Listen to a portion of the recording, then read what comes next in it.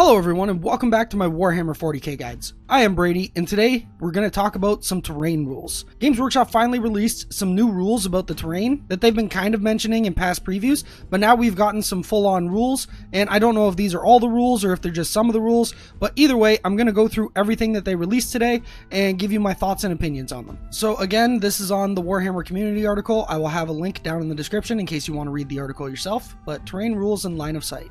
The terrain rules have undergone a radical overhaul aimed at providing a more balanced and immersive gaming experience. Here's the lowdown on some of the key changes. Terrain categories. All terrain types will now fit into 4 categories: hill, obstacles, area terrain, and buildings. How units will interact with them depends on not just the nature of the terrain itself, but on the unit's own size and what type of unit they are. For example, hills are essentially a part of the battlefield for all intents and purposes, so are treated as open ground and offer no form of protection.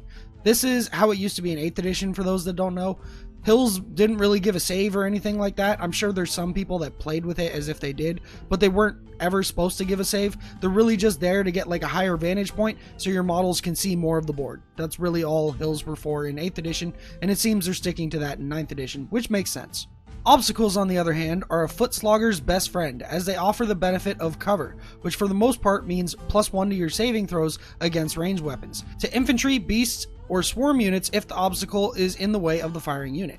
It gives +1 to your saving throws against ranged weapons. It doesn't specify if it's your armor saving throw or your invulnerable saving throw. So this could be +1 to just any of your saving throws. I've already went through this article once myself just to read through it real quick and get a feel for it. And later on they do specify in certain areas that the +1 will only apply to your armor save and not your invulnerable save. But for right here, for when it comes to these barricades, or I guess now they're called obstacles, they just give you +1 to your saving throw against ranged weapons. So that could be your armor save or an invulnerable save. This could just be them forgetting to type out the part where it doesn't affect invulnerable saves, but I'm just reading what they've put here. So these obstacle terrains, so stuff like barricades, only work for infantry, beasts, or swarm units. Terrain traits. When setting up a battlefield, you and your opponent decide which terrain traits will be applied to each piece of scenery.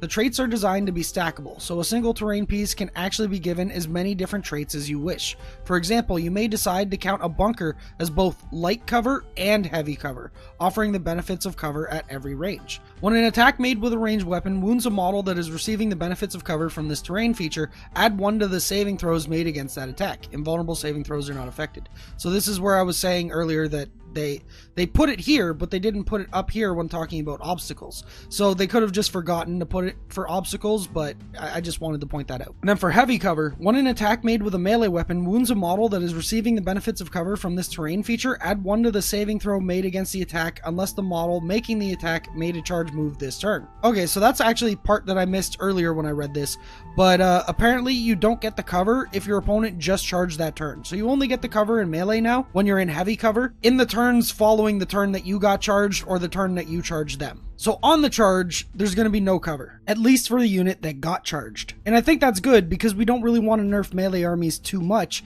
since they did have a little bit of a hard time in 8th edition. So here's a cool thing. So let's say I have 10 Marines and they charge into 10 Orcs. So when my Marines charge into those Orcs don't get any cover because I made a charge move this turn. But let's say I don't kill all of the Orcs and the Orcs get to attack back. Well, the Orcs didn't charge this turn, so my Marines are going to get cover when I'm getting hit back in combat. So this is actually more of a buff to melee armies than it is a nerf in my opinion. Because it means the chances of you doing damage to your opponent versus the chances of them doing damage back is much greater in your favor, because you're going to get cover when the opponent goes to swing back at you. So for those of you who play melee armies and were looking for some sort of buffs to melee armies, here you go. Here's one of your buffs. You can pick traits that will have more specific effects on the game, clarifying details such as whether or not terrain is scalable, breachable, or even unstable. One of the real game changers is the obscuring trait. Not only does it offer an area on the battlefield that blocks line of sight, but the largest models can still be targeted. After all, an Imperial Knight towers over all but the largest buildings, making its bulky carapace an easy target. Yet it would be all but impossible for its guns to match the same firing angles in return. So now they're getting into the obscuring terrain, and this is the part that I've really been waiting for ever since they mentioned it on their very first article where they were talking about terrain. So obscuring. If this terrain feature is at least 5 inches in height, then models cannot see through or over this terrain feature. This means that one model is not visible to another if you cannot draw a straight line 1 millimeter in thickness between them without it passing through or over any part of this terrain feature. The height of a terrain feature is measured from the highest point on that terrain feature. Models that are on or within this terrain feature can be seen and targeted normally. Aircraft models and models with a wounds characteristic of 18 or more are visible and can be targeted even if this terrain feature is in between it and the firing model. Note that the reverse is not true. So finally, with how it's worded here, it looks like we're going to be seeing some buffs for the little guys finally in these previews, instead of just the big guys like tanks and knights and stuff like that, which so far have received a bunch of buffs with the stuff that they've released so far for 9th edition. On top of that, I find this kind of interesting because when they say over or through this terrain feature, there's certain terrain features, like I know a lot of people, like especially in my local gaming store, a lot of our ruins are on bases. So like if you look at their example down here, none of these ruins have bases. So to be within this terrain piece, at least according to the way that I would usually play it, is if you're on top of like this little level here, then you'd be within the terrain piece or on it, or if your base is touching the wall.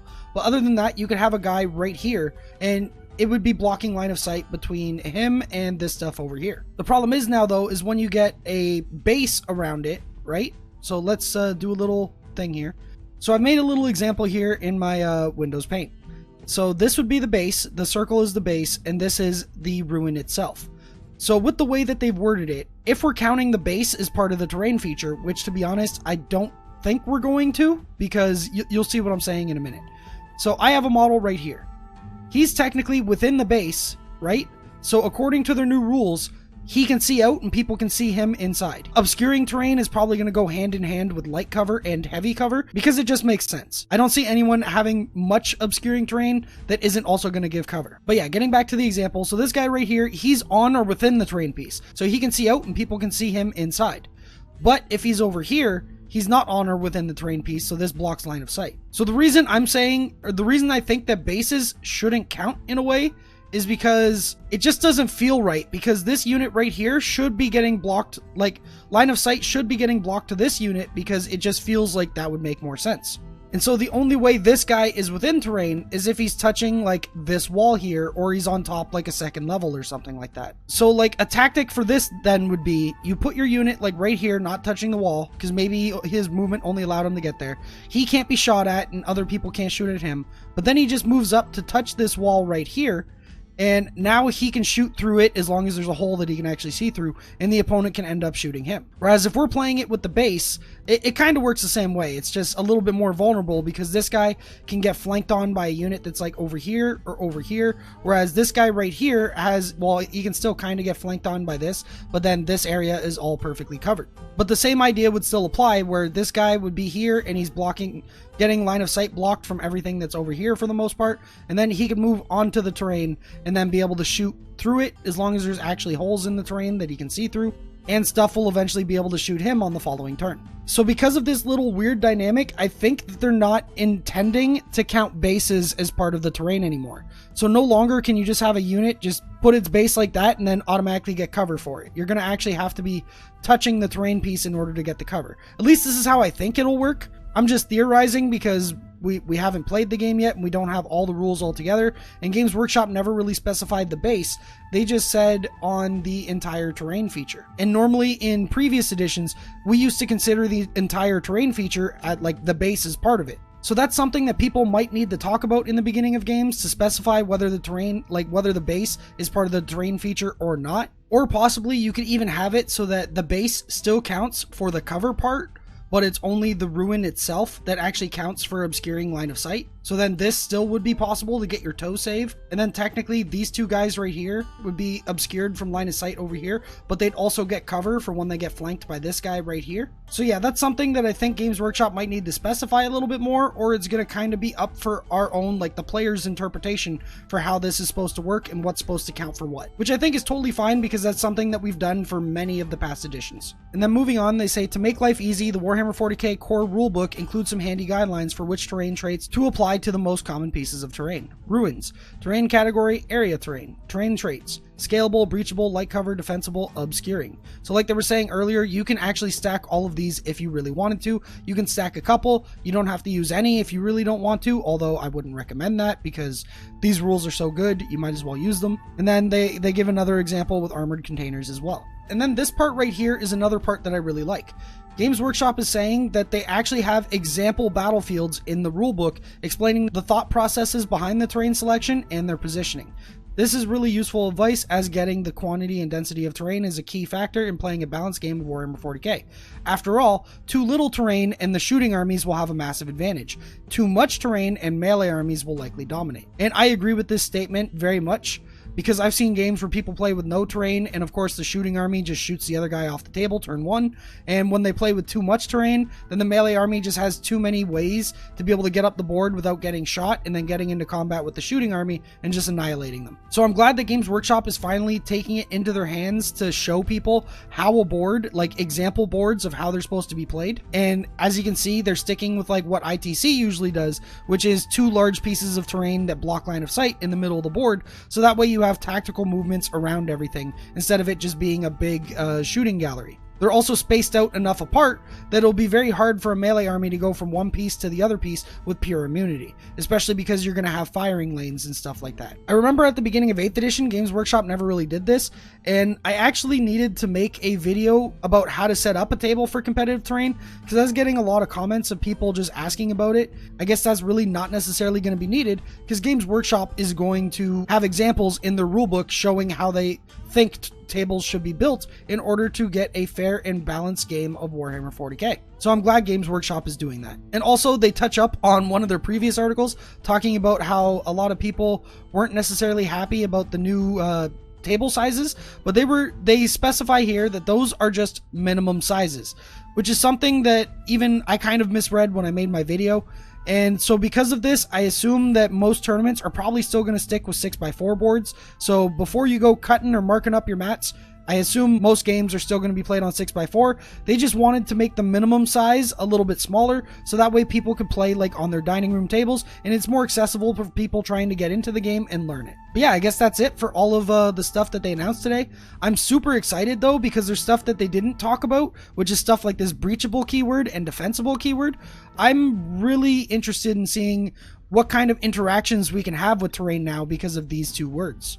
And to be honest, I have no clue what breachable or defensible is going to do. But I'm very interested to find out later on if they do reveal it in one of these reveals, or if I'm just going to read it in the rulebook whenever I get my hands on it. But overall, I'm super excited about these terrain rules. I think Games Workshop is doing a tremendously good job at fleshing out terrain and making it feel more part of the battle, instead of just giving +1 save to models that happen to be standing on it. I think everyone agreed that the terrain rules in 8th edition were kind of lacking, and these rules so far definitely look to be making up for that. And I can't wait to hear more about the parts that we don't know about. But anyways, that's going to be it for this video. If you enjoyed it, don't forget to hit that like button and subscribe for more Warhammer 40k content like this. I will be making videos every time they reveal some new stuff about 9th edition, and when 9th edition drops, I will be making some new videos like guides and even battle reports going over stuff that you can do in 9th edition now. So make sure to hit that bell icon to be notified when I make those videos. Also, if you find yourself enjoying the channel a lot, I do ask that you check me out on Patreon.